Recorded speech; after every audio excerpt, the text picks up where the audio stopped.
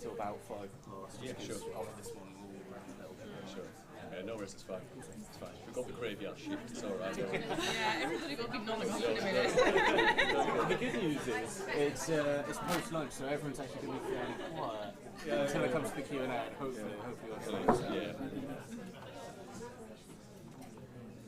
I was just hoping that the Q&A wouldn't it be cool to be quiet. Yeah. Thanks, mate.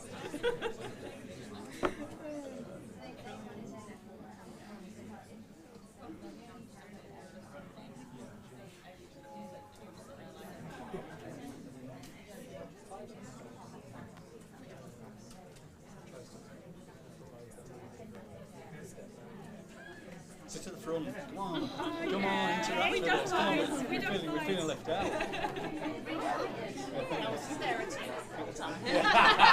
You'll regret this.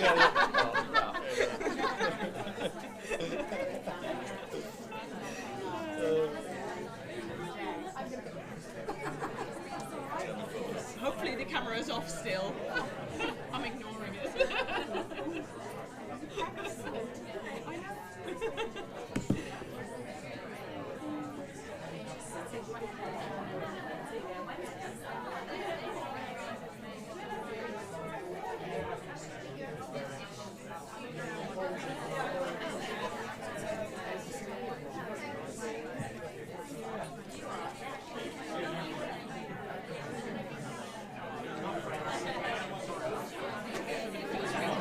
I know, I tell you, yeah. It's quite nice. Good vibes, isn't it? Nice energy. Yeah, absolutely.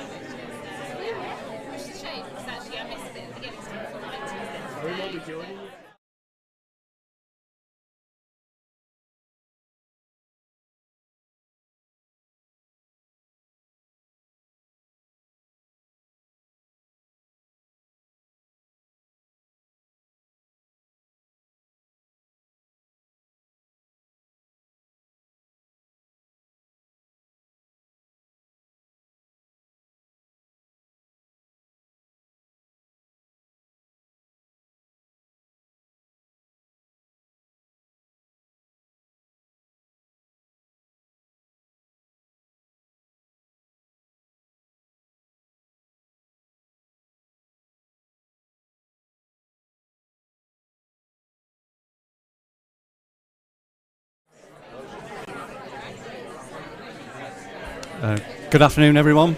If we could have a bit of shush. Hello. Shh. Fantastic.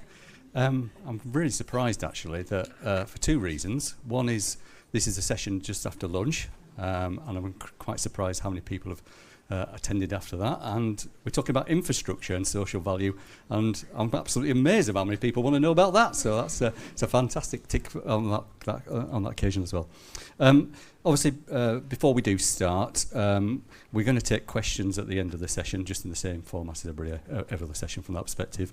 And obviously, if anybody's listening online, we've got pick up Q&A sessions online as well from that point of view as well. So if anybody has any questions while we're talking, then please do. Okay. We'll get going. So my name is Peter Masonbrook. I head up social value for design and places part of AtkinsRéalis. And I really just wanted to talk to you very, very briefly who AtkinsRéalis are. I've taken this from the website, so I'm hoping that this is right from that perspective, and I don't get told off if I say something wrong. So we're a world-class engineering services and nuclear organisation. We connect people, data, technology, communities to transform world's infrastructure and energy systems. We employ over 50,000 employees worldwide, and we have global capability, offering teams of consultancy, design engineering services and project management. There you go. Hopefully I've got it right. In the UK, we're obviously very well known for helping and supporting some very notable clients and some very, very big infrastructure programs like HS2, like the Elizabeth Line and Sizewell C from that perspective. So hopefully we've got some credentials of why we're here from that perspective. That's really me from that perspective, but it's not about me, is it, from that point of view as well? It's around talking about today's topic, and today's topic is around mission critical, big infrastructure must deliver more than growth. And the session description is the UK is due to spend billions in new infrastructure across rail, water and our energy systems. This is great for growth and job creation, but what about the social value opportunities, such as net zero targets, environmental and social impact? This session is on the back of a pivotal moment in the UK's infrastructure journey. Billions of pounds are being invested across rail, water, energy systems, and much more in that perspective as well. It's a scale of ambition that promises both in growth, jobs, and economic momentum. But today, I want to challenge to think beyond the obvious, and this is why we've got this lovely panel here, because mission-critical infrastructure must deliver more than just growth. It must deliver lasting social value, help us to meet our net zero commitments, and protect the environment for future generations. This is not just about building things, it's about building better, with purpose, with equity, and with sustainability at heart of every decision. Infrastructure investment isn't just about economic growth. The UK government plans to invest 131 billion in capital infrastructure in 2025-26, and with over 100 billion committed over the next 5 years. Total market sector investment in infrastructure reached 20.3 billion in 2024, which is a 16.9% increase from the previous year. And the UK construction industry is forecasted to grow at 3.8% compound by 2029, reaching 204 billion. So some big numbers in there, and sometimes very hard to actually really equate to that, what that really means. But what does that really mean from a net zero and environmental impact and from a social value perspective? Well, UK greenhouse gas emissions have more than halved since 1990, and the contract is targeting to meet its 2030 target of a 68% reduction. Electrification and clean energy can save UK households up to £1,400 per year by 2050, while reducing reliance on fossil fuels and markets. And then the other side of the coin is that only 1% of UK homes currently have heat pumps, highlighting the scale of what the transformation programmes need to be. From a social value perspective, infrastructure projects have the potential to deliver 640 billion in public investment over 5 years, with significant opportunity to address regional inequality and social inclusion, which we'll talk about quite a lot in the session. And finally, for me, obviously, we've got things that's obviously closer to us around the legislation, obviously with the Social Value Act, and now notably PPN 002 and the Procurement Act, and they're all driving the objective of ensuring that any major infrastructure bid aligns with the local community and the local needs through the procurement. And obviously, we all know about the 10% weighting in central government tenders. Many big infrastructure projects have successfully delivered measurable social value through education, volunteering and environmental stewardship, which is fantastic. But what we really need to now be thinking about is big infrastructure programs. What can we seriously do when we commit to deliver social value? What can be done for a program or a major infrastructure for 5, 10, 15 or even 20 years? You know, we've been talking about billions in revenue from that perspective. How can we really seriously develop something that really has a serious impact on local communities? Okay, that's me finished in talking from that perspective. So I would like now to hand over to our panel here from that perspective. So I'll just do very quickly introductions. So I've got Pat Beijer from First Bus, Sarah DeHarcy from Anglian Water, and Eilish Halford from WSP. Fantastic. Welcome you all. So if we could just go yourself, Pat, to start with, and we'll just go around, is spend a few minutes introducing yourself, tell us about your company, tell us about your job role, and more interestingly, for everybody expecting here, is how has the infrastructure spend and large projects that you've been working on affected your business in the last few years? Right, that is a mouthful, isn't it? Hi there, everyone, and welcome today. I'm a Business Development Director for First Bus UK, covering Ireland, Scotland, Wales, England. So quite a large company, First Bus UK. We employ over 15,000 people across the UK, which is quite a significant employer, really. And you would think, why am I here about the infrastructure topic? We also do things beyond just providing passenger service to the general public. And I'll talk about that a little bit more. So my role is I deliver essentially contract services and significant franchise contracts bids to local clients, local devolved governments who are now empowered to take franchising decisions and do the bus network differently. So I'm leading the team that is actually partnering with those local authorities ultimately to help support their local needs. So clearly communities are very much at the heart of what local authorities want, what the mayors want, what the politicians want. It's a really important topic at the moment, a very hot topic. And clearly buses are an integral part of the communities anyway that we serve, and social value is absolutely paramount. Buses are typically delivered by the community that is actually being served as well. The people we employ, and as a major employer, should be reflective of the communities we actually also serve. And I think that is a really important topic to consider in social value as well. So if I think of the communities and the connectivity that we provide, it helps with prosperity, it helps with connectivity to jobs, it helps with access to health facilities, healthcare facilities. So the bus plays an absolute integral part really in building a better, more equitable community all around us. So absolutely fundamental. And I wanted to touch a little bit on the other things that we do as an organization in First Bus. We also provide dedicated staff services, for example, for major investments. For example, the nuclear plants in Hinkley, that is a major multi-year construction program where there is a dedicated service that actually takes people to and from the location of employment in quite a remote area in the UK. So you can imagine that access was a major challenge for the decision to actually build on that location, because it's quite remote, and clearly it's the right thing to do is build it in a remote location, but how do you bring 15 and maybe up to 15,000 workers to that location on a day-by-day basis in a very sustainable way? And the company that runs that is a First Bus company, SBS. And they are doing fantastic work, really. They are integral to the community. They work with the communities. They go into schools. They encourage employment and kind of educational support. They build apprenticeships so that actually young people can learn and actually grow in roles. And sometimes young people who may have worked at Starbucks, really, may not have had an idea as to where they want to go next, but actually building them up through their career development within the organization is absolutely fundamental part of what they do.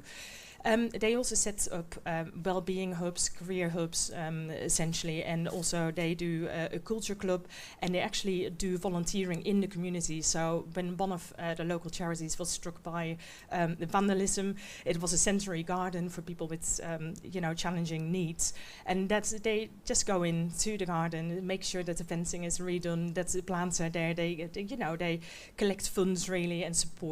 So they do much more than just being a local employer. They actually are an integral part of that community. And I think that is what we need to be thinking about in infrastructure investments, in major nuclear sites. How do we give people access to that employment opportunity, and how do you then become integral part of that community that you serve? And I think that's going to be fundamental in infrastructure. Hi everyone, I'm Eilish Halford. I sit within the Nature Advisory team at WSP. So some links, I think, to other companies which have already been mentioned. But WSP are a global multidisciplinary design and engineering consultancy firm. So there's hundreds of people across the UK, a lot of whom are employed in delivering that sort of critical infrastructure projects, as we've mentioned, such as HS2 and Hinkley Point C. and also kind of a multitude of other schemes for utilities providers, highways, and also the energy infrastructure across the UK as well. So Nature Advisory specifically within the business, we sit sort of as ecologists, but also looking at that strategic level. So we work across nature markets, biodiversity strategy, corporate nature reporting, and frameworks and target setting. We also work with local authorities, undertaking training, and also looking at where sort of private investment can be funneled into landscape level recovery across the UK, and sort of putting those structures in place for that to happen. And thinking about the kind of the theme of the session, sort of delivering big infrastructure, delivering more than growth. I think my background as a terrestrial ecologist, sort of being on the ground, undertaking environmental surveys, putting in place mitigation and compensation for habitats and species. It's now really good to see that there's a push to go beyond that, sort of beyond that compliance level, to see how can the infrastructure deliver more than just what's required, and how can those benefits for nature also be linked to benefits for the local community, benefits for people. How can that all be interlinked going forward? Yeah, I think I'll pass on to Sarah. Thanks, Eilish. So, I mean, lots of those thoughts really resonate with me. I'm Sarah Darcy. I work at Anglian Water, and I've worked in this space for about a decade now. It's actually really lovely to be in a room full of social value people. But I suppose if I give you a little bit of context on AW and why this is such an important question for us first. So we employ about 6,000 people across the East. We look after 7 million customers across those areas, and we built purpose into our Articles of Association back in 2019. So for us, that is bringing environmental and social prosperity to the region we serve through our work. And from an investment perspective, we work in 5-year cycles, and over the next 5 years, we're expecting about 100 billion across the sector.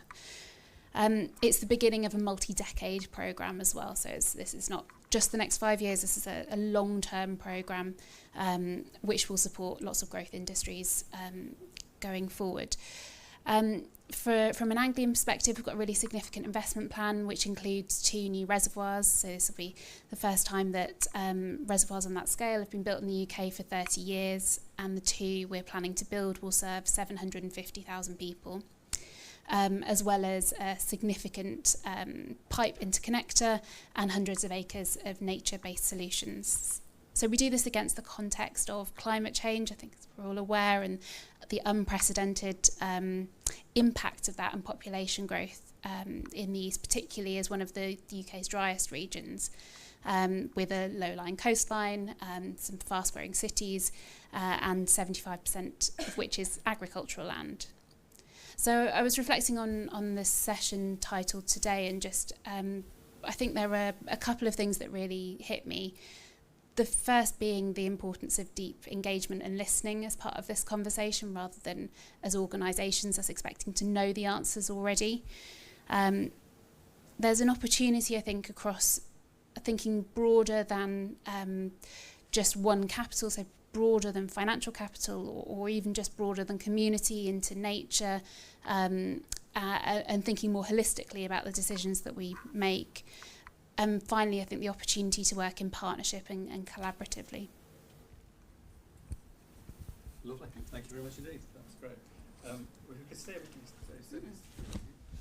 So I need to do that. Sorry, I need that. If we stay with yourself then, Sarah, from that perspective, because that is really interesting from the perspective of how you, as an organisation, are really looking at long-term infrastructure investment, and what does that mean from the communities. So how do we unlock value through infrastructure that goes just beyond the specifics of the pipe, the road or the rail? So if you could almost expand on what you've already just said. So if I stick with an example that I've mentioned there. So I think for me this is about having a broader perspective. So perhaps to bring that to life, I think the reservoirs are a good example. So at their core, reservoirs are water supply assets. As I say, we haven't built reservoirs of significant scale for quite some time, and we're building them because we face supply challenges, because we are particularly vulnerable to climate change, because droughts are set to become more common, because we will have drier summers, wetter winters, more intense rainfall. And to meet those challenges, we have to develop new water resources, as well as balancing our demand needs. So we have a really clear need for assets in that space, and despite all of the other investments we do, we will need those supply assets. But for us, they have the potential to be so much more than that. So rather than simply securing water supply for the long term, they have the potential, and we have a vision for them being something much, much greater. So a place where people and water and nature come together, and a place where you may have access to nature, where there might be health benefits from being outside, amenity value, recreation, habitats, nature spaces. There are a whole host of possible benefits from this asset, which is fundamentally a water supply, an answer to a water supply challenge. So I think it is about thinking more broadly, yes, understanding their primary purpose, but thinking around that and being guided for us by our purpose of bringing environmental and social prosperity. And we can see some of that, using that same example in practice in the existing reservoirs we've got, which are absolute tourist hubs in their communities. They're fully embedded and they provide amazing spaces. So I think it's about thinking more broadly. Yeah, fantastic. It almost feels straight into asking the same question to you, Eilish, but I think you could probably build on what Sarah just said from that perspective as well. Yeah, definitely. I think that broader thinking is something that needs to be sort of taken forward into the kind of the problem solving which will need to come through for infrastructure in the future, whether that's for water resource or highways or the energy infrastructure, which there's a lot of development going on at the moment through the Great Grid Upgrade. All of that needs to obviously deliver the infrastructure and the energy and the water resource that the problem's there to solve. But how could it go beyond that? How could we particularly use the space that's available to deliver more for nature, obviously from my perspective, but also for communities as well?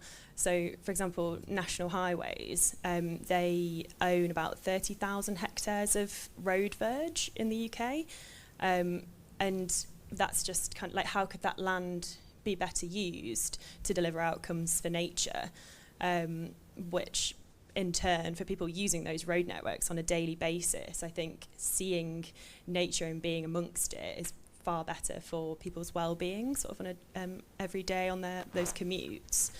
And in terms of biodiversity, the linear infrastructure is quite key as well, in terms of ecological connectivity, ensuring we have sort of more joined up habitats, and species are able to kind of move through those corridors as well. And I think it puts particular onus on companies that and developers that do have huge land holdings like National Highways or National Grid across the UK, to kind of go beyond what is required. And I don't know if people in the room will be familiar with biodiversity net gain as a kind of mandatory concept. Okay, lots of nods. So obviously the aim with that is to put back what was there before and also add to it. So the 10% target is mandatory nationally, but we're seeing quite a lot of regions, local authorities actually aim for a higher than 10% target, so 20%, or some have floated the idea of 30%. And I think that just adds to that local need factor. That's what those communities want. They want to see green spaces. They want it to be accessible. So how can a mandatory requirement like BNG actually deliver more than that, and deliver better outcomes for communities where people can use those spaces, as well as it providing the necessary habitats that are lost as a result of the development as well. Fantastic. Pat, so adding to what we've talked about, particularly around health and well-being and the impact on biodiversity and the opportunity there, can you add any opportunity of further values that we could do? Perhaps only marginally, and I'm more thinking again about the wider people implications, considering also the supply chain. Assets and infrastructure doesn't come free of charge. It does need maintaining, it needs renewing, and it means it employs people. It means people are needed to actually do that. And I think thinking about where do you employ those people, what communities do you employ those people from, considering if there's upskilling requirements, those kind of things, and what then as an organization that owns the assets or holds the assets, how do you approach that, and can you actually bring greater value to your local communities via either direct employment or indirect employment as well in your supply chain. So I think that's perhaps the only additional consideration I have. Yeah, fantastic. Okay, we'll come back to you, Pat, because I'll add on to that then, which is we've talked about that high level. What is the overall value that you can achieve by long-term infrastructure? Let's drive it down now into social value from that perspective, and how do we get social value really achieving the maximum optimizing of social value through the delivery infrastructure for our communities, for our nature, and obviously for our planet as well. Yeah, and I'm not going to give a bussy answer probably to this, because I don't think that it's so not a bussy answer. But how do we maximize it? From my perspective, I think it needs real close working relationships between private investors and placemaking decision makers. So clearly, local decision makers around where investment is needed could be very well informed by local needs, really. So if you have communities in multiple deprivation, high levels of unemployment, then why not invest there? Why not actually bring infrastructure investment to those communities where actually it creates employment, it creates opportunity, it creates skills development, because the indirect implications is a lesser burden, for example, on the social welfare.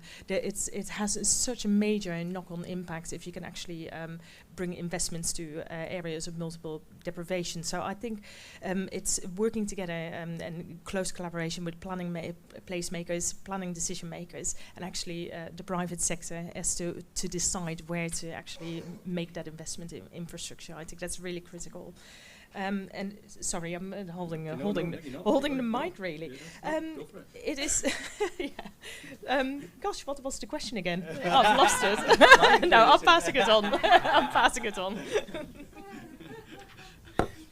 Eilish, would you like to dive? Yeah, I think the key thing, which will probably be a theme throughout this session, is that collaboration aspect, particularly around early engagement, whether that's early engagement with kind of coming from a consultancy background. I'm thinking of landscape teams and ecology teams who can provide that sort of initial advice and guidance around how to make an infrastructure scheme landscape led, and also early engagement with communities as well.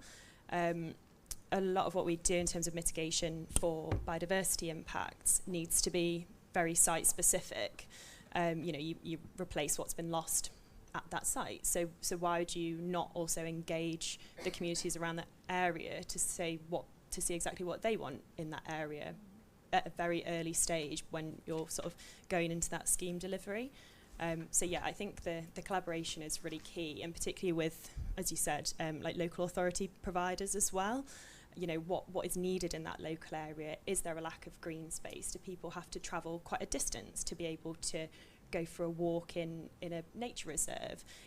Are the nature reserves within that area in particular decline? Could that be enhanced as part of the compensation for the development, which will benefit that community within that particular location as well?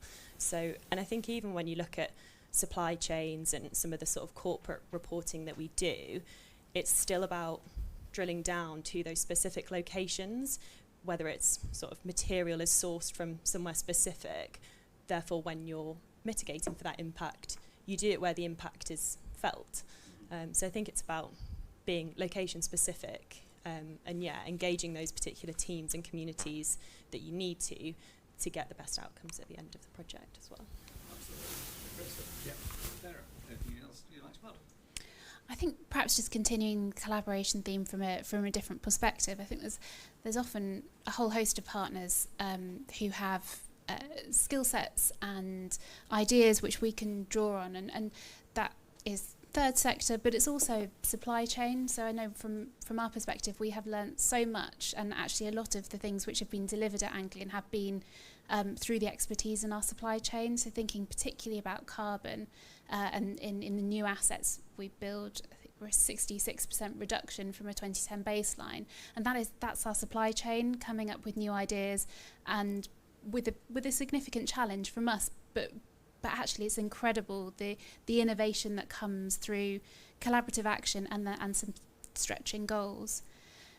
The other thing that I was just reflecting on was having mechanisms to encourage us to think across multi-capitals, so that we maximise the opportunities of infrastructure, but also that we understand the trade-offs that we're making. So inevitably there will be trade-offs across delivering infrastructure in any community, but understanding that and making eyes open decisions is really important.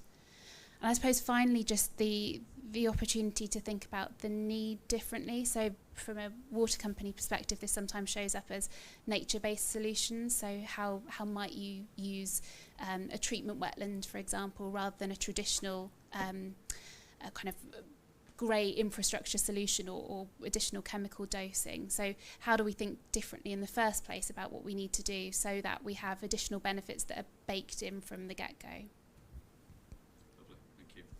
If we come back to you, Eilish, if that's all right. Thank you. If we can come back to you, Eilish, now, because can we sort of turn the coin on its other head, if you like to call it, from that perspective, and understanding what is the challenge, particularly around biodiversity and preservation of and sustainability of within nature, when it does come to major infrastructure programs, and what do you see is a particular challenge? I think it's trying to shift the perspective of nature or biodiversity not being a blocker to that development. I think it's quite politically sensitive at the moment with the proposed planning and infrastructure bill, and I think it's seeing that the two can coexist. You can deliver growth and infrastructure, and also invest in landscape level recovery. Like, you can have really beneficial outcomes for biodiversity and nature whilst also enabling that critical infrastructure to be built and to operate. And I think it's, as I said, ensuring that the right teams are involved from an early stage really eliminates a lot of that challenge. Because if you've got the right people in the room, you can aim to deliver the most beneficial outcomes. And I think as well, it's just ensuring that people are aware of all of the options in terms of delivery. If it comes down to biodiversity net gain, it's, it doesn't have to be on site. It could be, as long as you follow a suitable mitigation hierarchy, you could deliver that off site, adjacent to your, rail line or something like that. It doesn't have to prevent the delivery of that infrastructure. And I think also, kind of similar to what Sarah was saying about delivering nature-based solutions, looking at nature as a form of asset resilience. So for road schemes and highways infrastructure, seeing that you could prevent sort of critical flooding on those roads by delivering sort of landscape nature recovery projects. So for example, there's one, I'm from near Manchester, around the M62 and the 602, there's been a large-scale peatland restoration project, which is now preventing regular flooding on those road networks. So kind of by delivering those additional benefits and restoring what historically was a really thriving ecosystem, you can also protect those kind of hard grey infrastructure assets, which in turn is a money-saving effort as well, which I think is also what it comes down to as well. Yeah. People see that delivery of nature and biodiversity as an additional cost, but actually if it can save your project money in the long run, then it's a better outcome for everyone. Absolutely, it's just educating people, isn't it? That's what you have to do from that perspective. Sarah, if we can come to you, but a slightly different angle towards that question, which is community needs. I know we've talked about social value, and Eilish has certainly mentioned around considering the local communities from that perspective. But major infrastructure programs like HS2, for example, cover quite an extensive area of the UK. But we've all talked about social value being very much localised from that perspective, and ensuring that we achieve what we're trying to deliver within local communities, local residency. So how do we get there? What's the goal to achieve that? So I think community engagement and customer engagement has to flow all the way through. So for us, right from the development of the business plan and understanding what customer priorities are and how that should then show up in what we put into our investment processes, right the way through to individual infrastructure projects and having engaging with those communities on the ground. So I think it's the full spectrum of community and customer engagement. I perhaps take it from a slightly different angle. I think the opportunity that infrastructure brings or gives us is the opportunity to be in communities for a long time. And if I reflect back on some of the projects we've run at Anglian, we did some work in Wisbech back since 2013, where we looked at how if we, together with our supply chain partners, were able to go into a place and support that community, could we make more difference by focusing geographically rather than doing lots of different projects in lots of different places. And our capital delivery partners came really willingly and excitedly on that journey with us. And step one was spending 3 months listening, so not doing anything to start with and just understanding the dynamics of the community and what was needed. And we learnt so much from that 3-month phase that it has informed all of the work we've done since, with everything from homelessness shelters right the way through to education, aspiration. We've now got courses at local colleges, and most recently have committed 2 million across Anglian and our supply chain into a Green Skills Academy, which will train 900 people in green skills across the next 20 years. But it all came from the foundation of listening and not assuming that we knew the answers. So I think it's a combination of those things. Pat, can I ask you the same question? Yeah, sure. I think the whole point Sarah made about engagement is really, really important. So I think that's absolutely key. So we cannot have eyes and ears everywhere, but our local communities know what they want, and it's about listening and engaging. You can channel that through local community representation, or but it's actually understanding those needs. The diversity of people in the community and the diverse needs that come with that is really quite important. And I think sometimes we try to do a one-size-fits-all approach, really, and then impose it on big parts of the community. So I think we need to get more savvy in terms of becoming really, really local in our thinking, treating our communities more as fast-moving consumer good customers. They know what is in your shopping basket, so to speak, and actually understanding more deeply what individual needs are and how those best can be met with a solution, and how you then tailor that solution. I think it's about those partnerships with local representation, and that could either be devolved governments, that could be that could be community representatives. I think is absolutely fundamental in that community engagement piece. I think it's also thinking about when it comes then back to assets and kind of infrastructure. Often infrastructure renewal displaces another piece of infrastructure that used to be in its place in particular, and is then thinking about how could that benefit a community, for example. And just one of the examples, and it's very, very local, is one of the buses. We are doing a major renewal program of our buses across the UK with net zero ambition and the targets that we have. So a lot of our fleet is being electrified now, and that comes with investment clearly and replacement. So sometimes buses are being displaced displaced. So one of the buses was converted to actually for a local needs, a kind of a special needs school, and actually to become an educational piece for actually making special needs children more independent in their travel. So it's then kind of educating children to actually use the buses and use more sustainable transport modes. So I'm thinking also about what can we do to actually use the assets that we have really in a way that actually supports the community and in a useful way. So I'm also thinking about asset displacement and how can we make the most of that, not just the direct investment or the infrastructure that is already there. Lovely, thank you. Let's talk some more about buses and it excites me so much. Okay. One last question, which I'm going to go to Eilish from that perspective, and then we'll obviously open it to everybody else to ask some more challenging questions than I came up with. So be ready. So, what role should the private sector investors play in closing the infrastructure gap? Yeah, I think the sort of funding side of things is really key, and from a nature perspective. We've done quite a lot of work to look at how can private investment be sort of better funneled into landscape level recovery, and I think it links back to what you were saying as well about actually those very big infrastructure developments like HS2 or like an overhead line or something like that, delivering energy infrastructure.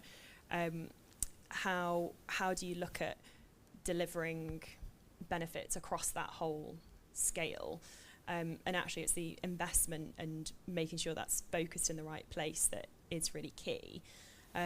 So one of the projects at WSP that we've been quite heavily involved in is a DEFRA funded pilot, which is called Local Investment in Natural Capital. So seeing nature as a critical asset, as like a form of capital. And we've worked with North York and North Yorkshire Combined Authority to sort of look at how across that region, how can private investment fund landscape level recovery, whether that's through peatlands or also looking at cities as well and kind of urban green infrastructure. So we've worked a lot with investors, understanding what are their mandates, what do they need out of this, and also obviously the regions need, what they want to deliver, what sort of nature recovery programs they have. Can we look at linking up lots of smaller projects to sort of scale it up, put in a lot more investment and get more better joined up outcomes, and I think that's been quite interesting in order to kind of link up those very different sort of groups, so sort of on the ground conservation projects and investors with millions of pounds worth of funds behind them, and I think it's understanding, is there a return on the investment as well? So they're putting the money in, what are they going to get out of it? Is it biodiversity net gain units that they can use on infrastructure delivery projects? Is it carbon units to meet their own corporate reporting demands, or is it natural flood management? Is there a measurable way to show that what's been invested in is actually protecting their own assets for them as well? Fantastic. Did anybody want to say anything more on that? No? We're okay? Right. Okay. So that was the easy bit over with. We're going to open it to the floor. If anybody's actually obviously involved in infrastructure programs and social value, it doesn't have to be a question. It can be certainly just say about how you feel as well. I've got a lady here that's willing and asking to a question. Thanks. I just really wanted to touch on kind of when we're talking about investment and we're talking about how kind of we can bring profit and purpose together. These large infrastructure projects have delivered so much over the last, few decades. We know the value they add. But do you think when we're looking at the future, there is a little bit of a radical kind of change that could happen where we start to look more at things like co-ownership? We start to look at the community model and the commercial model. So we think of things like Gloucestershire Services, where it's a jointly owned venture, where the community trust actually have a piece of the pie. They're not just being donated to, they're not just being brought in as advisors, they actually have a stake in the outcome of the commercial entity. And I think I'd be really interested just to understand if you think that we could make those kind of commercial models work when we are talking about these larger infrastructure programs. Great question. Would you like to answer? Yeah, go for it. Yeah, absolutely. Yeah, good question. Great services as well. So I think that's quite key when we talk about like the legacy of projects as well. And I heard recently someone said, oh, you know, how can we be good ancestors for sort of the future? And I don't know that I know the detail of sort of financial models that could potentially work in the future, but it's definitely something key to ensure the maintenance and management of those types of habitats from a nature and biodiversity perspective over time. I think if you don't have that community buy-in, I don't think that habitat will succeed if kind of, you know, the local community doesn't see any benefit for it, and doesn't get anything back from it. I don't see that would really succeed in the future. And when we're talking about biodiversity net gain, you know, that land or whatever is being created, that needs to be secured for 30 years, which is, for developers, that's a really long time. But I think for the communities that are there who probably could live, you know, in that area for that amount of time, if they're seeing something every single day, I think they need to have some kind of outcomes from it. They need to buy into that as a solution.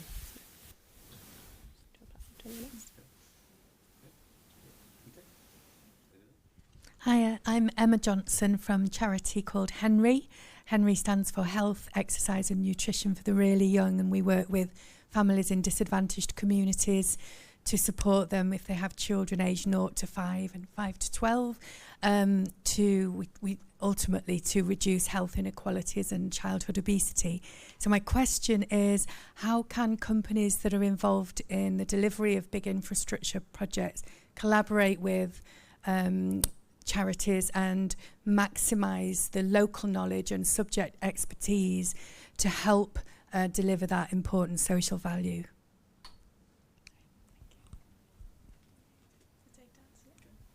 Yeah, I think there's so many different routes by which this can be done. So I mentioned earlier the culture club that was set up for the company, our company SBS. Where actually there are, it creates a group of volunteers and people, it does the whole social well-being of the employees really good to actually come up with ideas as to how they can support the local communities they live and work in. So they come up with lots of great ideas, including supporting lots of charitable organizations with fundraising, but also directly going into those organizations with educational material, support material for children in particular. So I think it's really important that we encourage, not only as a large employer, encourage our people to kind of be part of their community and to come up with ideas as to how we can support our community. So I think there's an element of volunteering, but I think as an employer there's also an element of the well-being of your own people being given the opportunity to do those things and help them coordinate themselves behind that a little bit. So that may need a little bit of encouragement and a bit of support, but offering the structure that can actually support people going out into the communities and helping out, I think is absolutely fundamental to this. So that's kind of my perspective on that. Did you want to say something?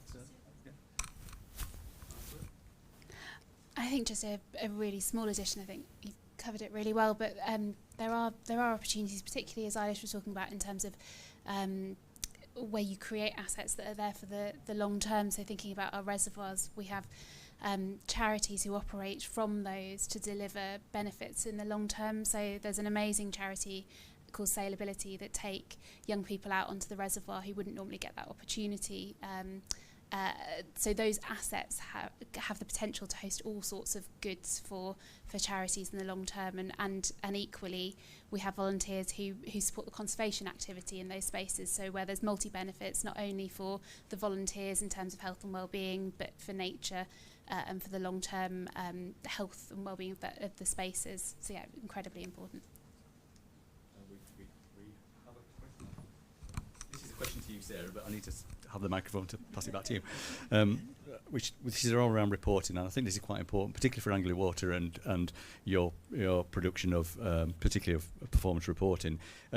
You've discussed creating impact beyond growth. How do you measure change? What's your preferred approach, and how do you ensure you're doing it right and it's not just a ticking box, the exercise box? It's an incredibly important question, and we've thought a lot about it. So when we formally included our purpose in our Articles of Association in 2019, we started to think about how do we express whether we are delivering that. Earlier this year in July, we launched our Purpose Impact Assessment as one of the ways of answering that, and that picks up our 30 most material impacts as an organisation, both positive and negative, and very clearly and transparently shares a dashboard. Now, it's not perfect, we've got work to do on it, but it is those material areas in a common language so that we can very clearly show where we are having positive and negative impacts on society and the environment. And the intention is to release that annually so that we can track progress over time. It's something we take really seriously, and it absolutely isn't a tick box exercise for us, because I think ultimately having any credibility in the space is about transparency and sharing where we're at and where we're not doing so well as where we're doing better.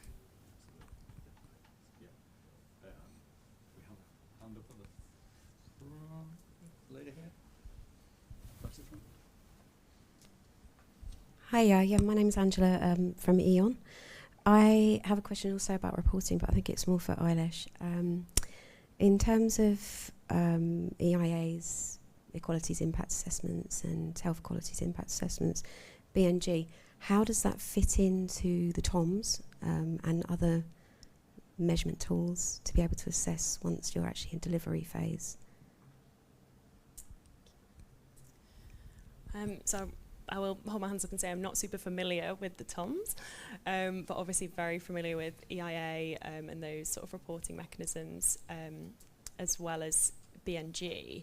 But I guess in terms of net gain reporting, following the kind of initial assessment and submission, it's kind of with the responsibility of obviously the developer, but also the local planning authority to ensure that that's delivered, managed, any issues are rectified, and that continues for 30 years. So I guess if we're considering the social value of a development as well, we'd be looking at kind of those additional ecosystem services that it delivers, whether it's sort of an accessible green space, whether it's public open space, and what the kind of use of that is. And over that 30 years, I think you would hope to see ultimately like a single unified way to report that as well.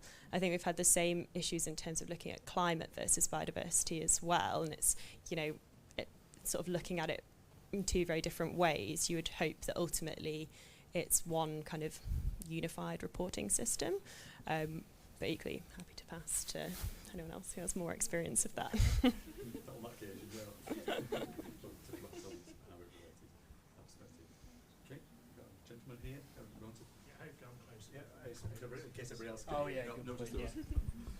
Hi there, Chris from a charity called Catch-22. Just a bit of a general question. Obviously, public transport's got a sort of key role to play in sort of decarbonising, but a lot of the time people will get it based on cost and convenience. Whose role is it to change that mindset and perspective to encourage that shared transport? Yeah, that's a really good question. I think it is a bit of a collective role, really. Clearly, as an operator, we would love to see, a nation that absolutely loves the bus. That's our motto, essentially. So we want to see as many people on our buses as we possibly can, and that is not only, that's absolutely in our interest to say that as an organisation, clearly. But then again, there are back to the collaboration points with local planning decision makers, place policy-making decision makers. Devolution has empowered clearly the metro mayors in the first instance to take decisions on franchising in the bus network. So there's then greater localized control over the bus network, where decisions on the shape of that network and the frequency, etc., are essentially devolved to a local authority, and many authorities are in that process now to start implementing that or to consider it. And I think there is a combined, I think it needs to be a real strong collaboration working between what sits on the road, i.e. a bus, which is a very sustainable way of actually going from A to B, and the people who provide essentially the roads and the decision making over the shape of that bus network in due course. So I think it's definitely a joint responsibility. That wasn't a catch-22 question either. Okay, I think back to you, Eilish, on this one. It's one from online. Sorry, you do seem to be getting these questions. How will the new planning and infrastructure bill protect wildlife and our environment in the future? It's definitely a big and controversial question. Penny Arnold's just put a name, it's not anonymous. I think, obviously the P&I bill is sort of going through with a view to expedite the planning process, which is fair. There's a need for economic growth and infrastructure as well.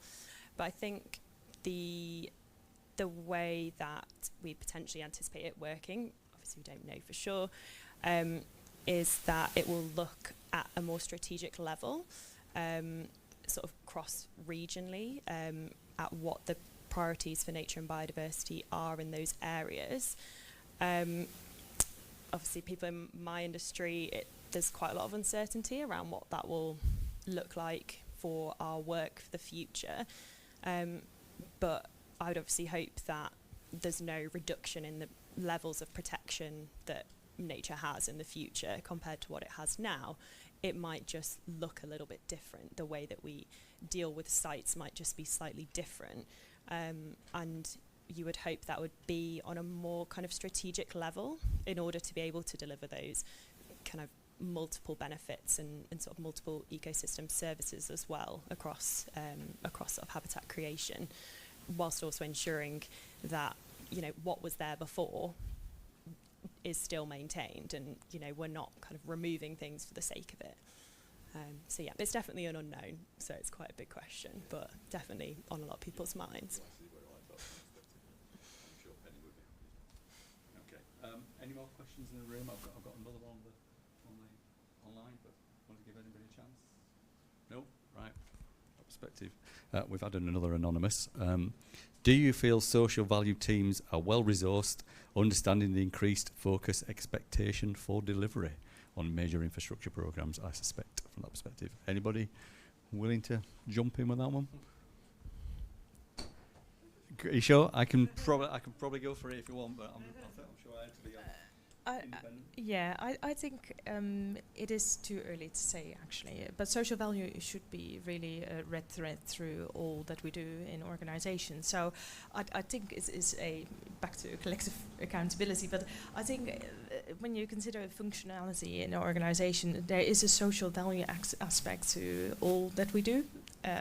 So I don't think there is... I think there should be a core team probably encouraging people to think about it more. I think there's an educational piece that we need to go through, and I think that is absolutely fundamental. But essentially, social value should be ingrained in how we do things and on a day-to-day basis across multiple roles.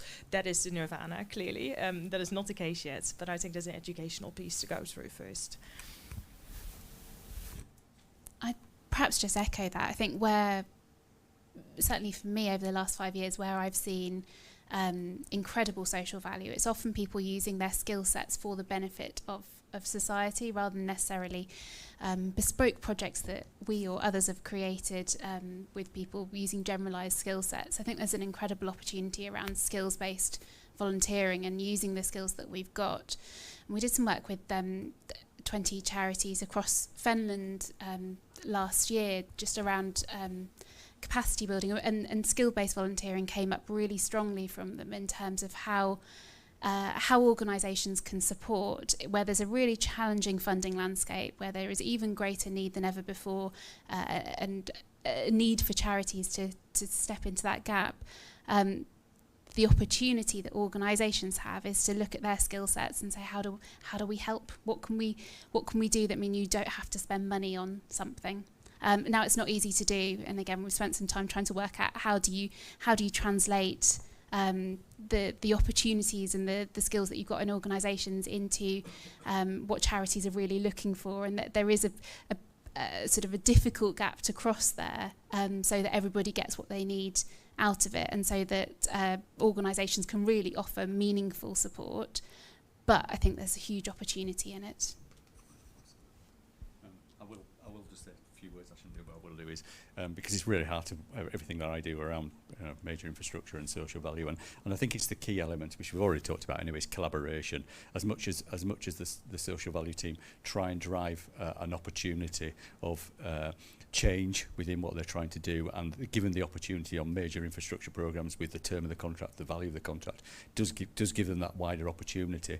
But they can't do it alone. It is all that skill set, all that educational. It's all support from the wider community, from VCSEs, from supply chain partners. That's the ultimate goal, to get what you're trying to achieve. But in major infrastructure programs do allow for that. It gives you that widening breadth of opportunity to do that. But we all need to do that together to achieve what we're trying to go from that point of view. Right, I have seen the sign to tell us we're nearly there from that perspective. So I've got one last question. I am looking at you, Sarah. But say no, I don't want to do it.